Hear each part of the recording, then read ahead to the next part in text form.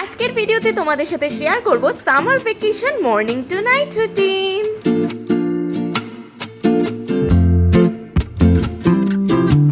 তার সাথে শেয়ার করব কিভাবে তোমরা তোমাদের গরমের ছুটিটাকে আরো বেশি ইন্টারেস্টিং আর বেশি প্রোডাক্টিভ করতে পারবে। আর একদম ভিডিও শেষে আমার এক কিউট সাবস্ক্রাইবারকে তোমাদের সাথে আলাপ করাবো। তো চলো ভিডিওটা শুরু করা যাক।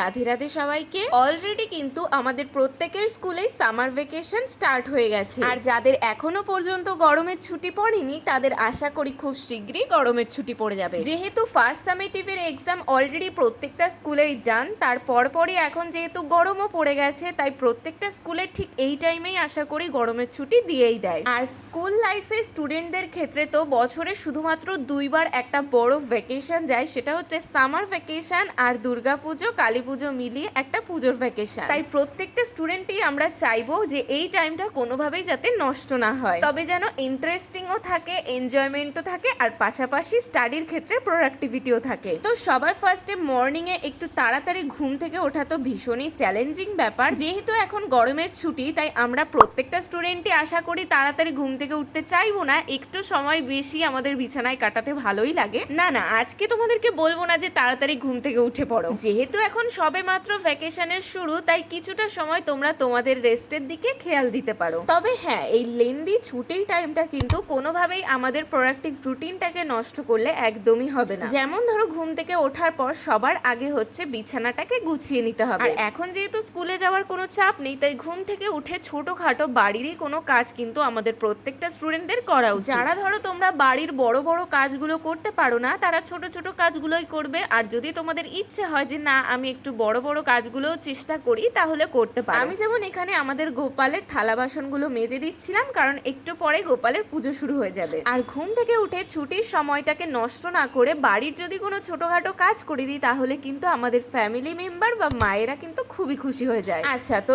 এইবার আমাদের মর্নিং এর কিছু বেসিক গুড হ্যাবিটের দিকে নজর দেওয়া যাক। যেহেতু আমরা স্কুলের দিনগুলোতে সঠিক সময় মতন খাওয়া দাওয়া বা নিজেদের কেয়ার করার একদমই আলাদা করে সময় পাই না, তাই ভ্যাকেশন হচ্ছে সেই সুযোগ তোমাদের কাছে যেখানে তোমরা নিজেদেরকে প্রচুর প্যাম্পার করবে আর নিজেদের প্রচুর কেয়ারও করবে। তাই আমি কিন্তু এখানে মর্নিং এ নিজের মধ্যে এই একটা সুন্দর অভ্যাস গড়ে তুলেছি, সেটা হচ্ছে আমলকি ভেজানো জল প্রত্যেকদিন সকালবেলায় খালি পেটে খাওয়া। আর এটা খেতে গেলে আমার মুখের রিয়াকশনটা দেখে তোমরা আশা করি বুঝতেই পেরেছো ঠিক কতটা বাজে লাগে সকাল সকাল এইরকম আমলকি ভেজানো জল খেতে। তবে এটা যে তোমাদের হেলথের জন্য ঠিক কতটা উপকারী সেটা তোমরা ভাবতেও পারবে না। তোমরা অনেকেই দেখেছি আমাকে কমেন্ট করেছো দিদি আমার প্রচুর পরিমাণে এই বয়সে ব্রণর সমস্যা কিংবা পিম্পলসের সমস্যা, তারা অবশ্যই একটু খালি পেটে কিছু ভালো খাবার খাওয়ার চেষ্টা করো আর বেশি বেশি করে জল খাওয়ার, বডিটাকে অনেকটা চিল রাখার চেষ্টা করো। তো এরপর জাস্ট আমি নর্মাল জল দিয়ে আমার মুখটাকে ক্লিন করে নিয়েছি আর অনেকটাই এখন রিফ্রেশিং লাগছে। এরপর আমি জয়ের একটা ফ্রুটস ফ্লেভারের ময়শ্চারাইজার অ্যাপ্লাই করে নিচ্ছিলাম, যেটা অল্প ইউজ করলেই বেশ অনেকটা টাইম স্কিনটাকে হাইড্রেট আর ময়শ্চারাইজড করে রাখে।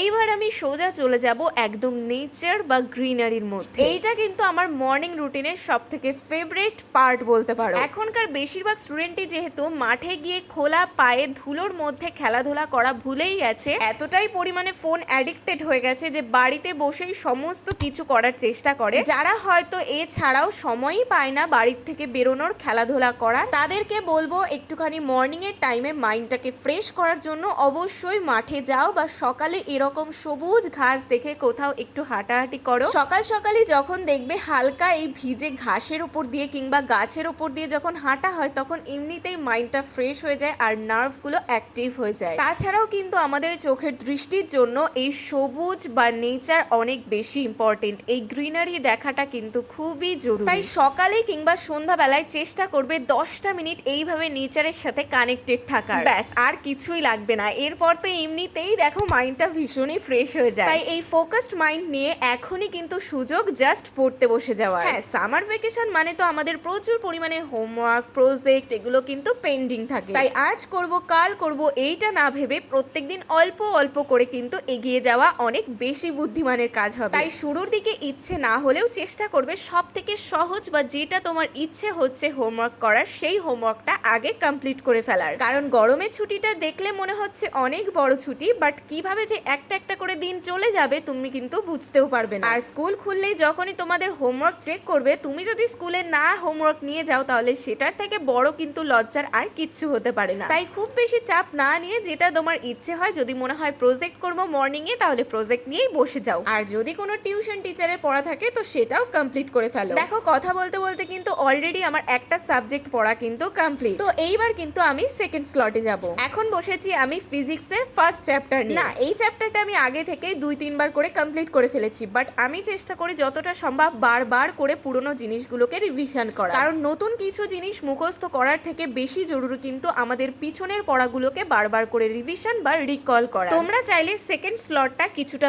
বেশি ব্রেক নিয়ে তারপর শুরু করতে পারো, বাট অবশ্যই কিন্তু দুটো স্লটে তোমাদের স্টাডি টাইমটা থাকতেই হবে, না হলে কিন্তু আস্তে আস্তে ছুটির টাইমে পড়াশোনার অভ্যেসটা কিন্তু নষ্ট হয়ে যাবে। তো চলো, আমার কিন্তু অলমোস্ট 3 আওয়ার্স স্টাডি কমপ্লিট। এইবার নিজেকে কিছুটা প্যাম্পার করার জন্য বসে গেছি হেয়ার কেয়ার করতে। স্কুলের দিনগুলোতে তো ঝটাপট স্নান করে জাস্ট চুলটা কোনো রকম বেঁধেই স্কুলে চলে যেতে হয়, মানে তেল দেওয়ারও সময় হয় না। তাই এই ছুটির টাইমটাতে যতটা পারো নিজেদেরকে কেয়ার করার জন্য সময় দিতে থাকো। পারলে ইউটিউব থেকেই তোমরা বেশ কিছু টিউটোরিয়ালও গেইন করতে পারো। তবে হ্যাঁ, অবশ্যই অর্গানিক জিনিসই কিন্তু ইউজ করো, না হলে কিন্তু তোমাদের হেয়ার বা স্কিন যে কোনো কিছু ড্যামেজ হয়ে যেতে পারে। তো দেখতেই পেলে চুলের জন্য সবথেকে বেস্ট যে জিনিস সেটা তো অবশ্যই অনিয়ন বা পেঁয়াজ, আর তার সাথে নারকেল তেল আর একটুখানি আমি ডাবরের এই ক্যাস্টর অয়েল দিয়েছি। এর সাথে আরেকটা জিনিসও দিয়েছি, সেটা পরে দেখাচ্ছি। তার আগে আমি কিন্তু উডেন কোম দিয়ে আমার হেয়ারটাকে ভালো করে কোম্বিং করে নিচ্ছি। এই কয়দিনে তো চুলটাকে একদমই যত্ন নেওয়ার যেমন সময় হয়নি, তেমন ভালো করে ডিট্যাঙ্গেল করারও সময় হচ্ছিল না। তাই আজকে একটু বেশি সময় ধরে চুলটাকে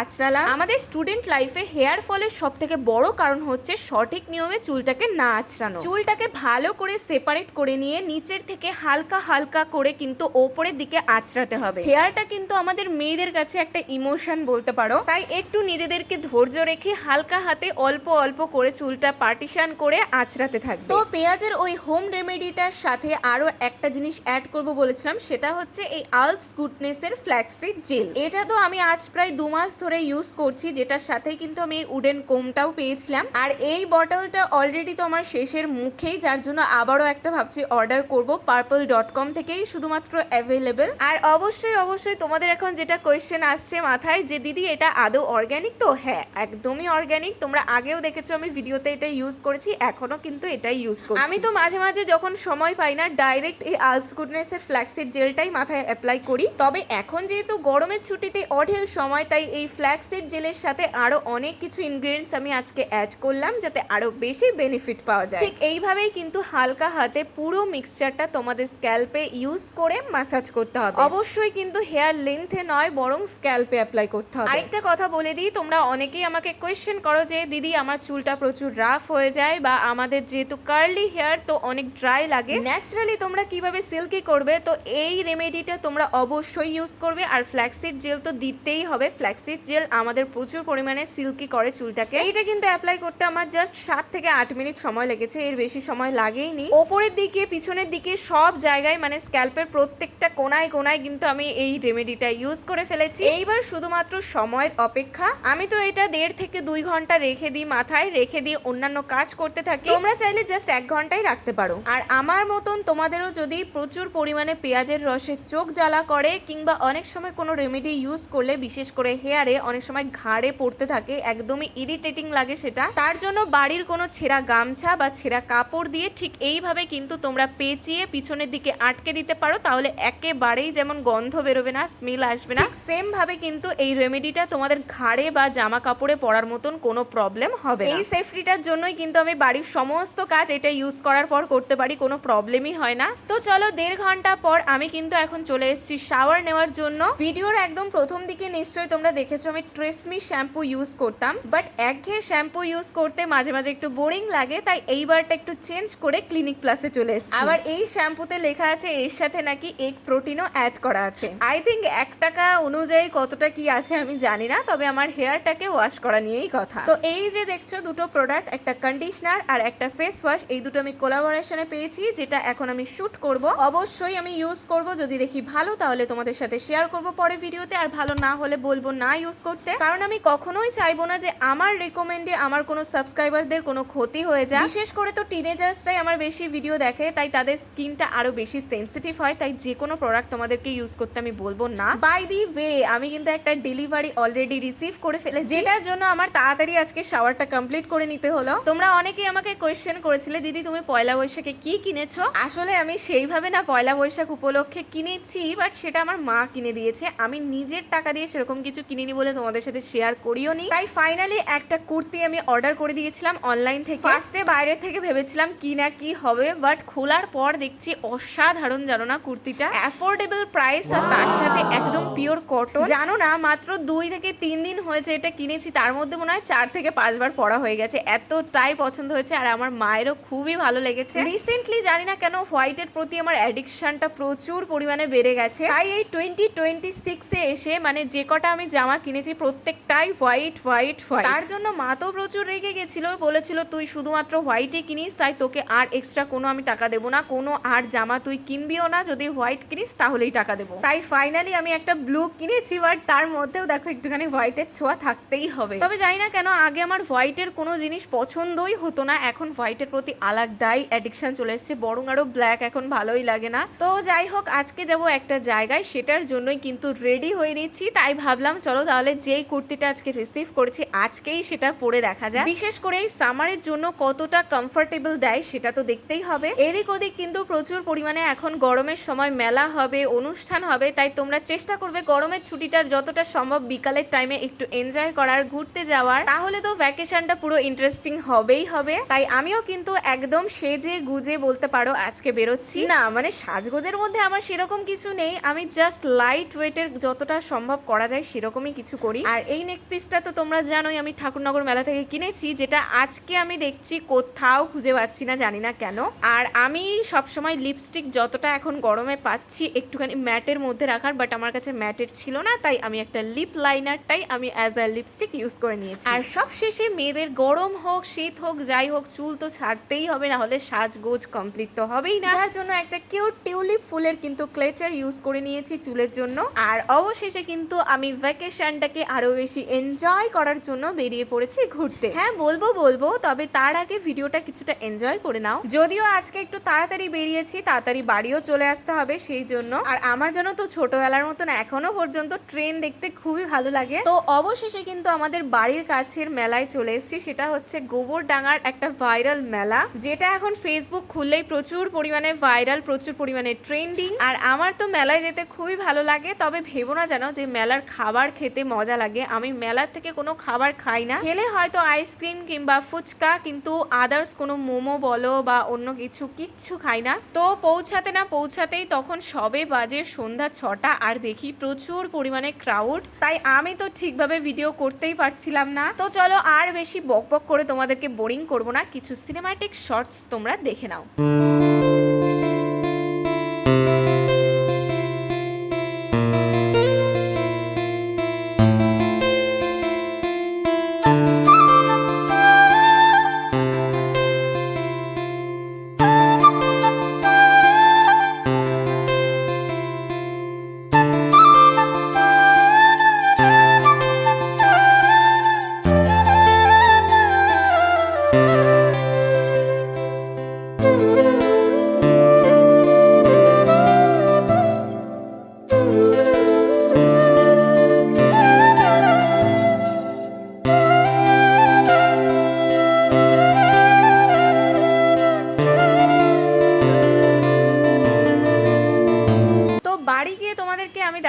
আজকে আমি মেলা থেকে কি কিনলাম তার আগে দেখো এই ভাইরাল চুড়িগুলো ঠিক কতটা কিউট আর কতটা অ্যাস্থেটিক। তো সব শেষে তোমাদেরকে আমি বলেছিলাম আমার এক কিউট সাবস্ক্রাইবারের সাথে তোমাদেরকে আলাপ করাবো। তো এই হচ্ছে আমার সেই এক কিউট সাবস্ক্রাইবার। ও সত্যি খুবই মিষ্টি, মানে আমাকে দূর থেকে দেখার পর আমাকে ডাক দিয়েছিল যে দিদি দিদি আমি তোমার ভিডিও প্রচুর পরিমাণে দেখি আর তোমার স্টাডি ভিডিওগুলো আমার ভীষণই ভালো লাগে। তবে ওর সাথে কিন্তু আমার মেলার দিন ঘুরতে যাওয়ার সময় দেখা হয়নি, এটা দেখা হয়েছে আমার ঠিক তার 2 দিন পর। আমি বাজারে যাচ্ছিলাম কোনো একটা দরকারে, আর আমার বাড়ির কাছেই ওর বোধহয় বাড়ি, ও বললো যতটুকু জানলাম। এই মিষ্টি বোনটা তো আমার থেকে অনেকটাই ডিস্টেন্সে ছিল। আমি তখন রাস্তা দিয়ে হাঁটছিলাম, ও আমাকে দিদি দিদি বলে ডাকছিল। আমি প্রথম দিকে ভেবেছি কাকে না কাকে ডাকছে, তারপর আস্তে আস্তে ওর সাথে কথা হলো। ও সত্যি খুবই কিউট আর ওর কথাগুলো আমার ভীষণই ভালো লেগেছিল। বাট আনফরচুনেটলি ওর নামটাই আমার জিজ্ঞেস করা হয়নি। তাই বোন, অবশ্যই তুমি যদি এই ভিডিওটা দেখে থাকো তাহলে তোমার নামটা কমেন্টে জানিও। তো নাও, আমি কিন্তু এখন বাড়ি চলে এসেছি, আমার ঘোরা কমপ্লিট। তাহলে এখানেই আজকের ভিডিওটা শেষ করি।